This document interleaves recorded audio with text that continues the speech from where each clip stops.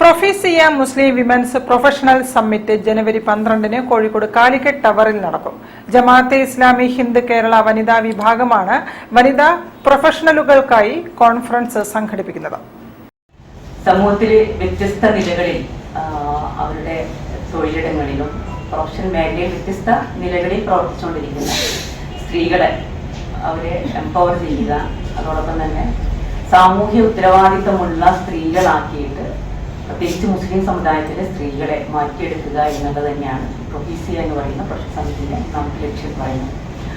പ്രൊഫീസിയ മുസ്ലിം women's professional സമ്മിറ്റിൽ 500-ലധികം പ്രതിനിധികൾ, 20 ദേശീയ അന്തർദേശീയ നേതാക്കൾ എന്നിവർ വിവിധ സെഷനുകളിൽ നേതൃത്വം നൽകും.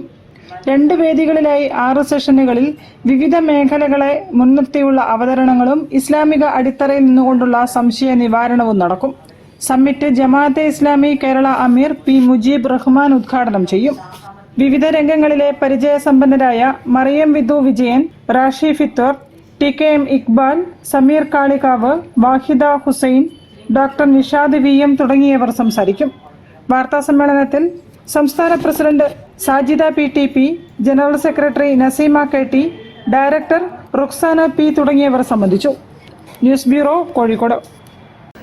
ഫേസ് എക്സ് ടോക്ക് ഷോ ജനുവരി 14 കൊടിയത്തൂർ ഫേസ് ക്യാമ്പസ്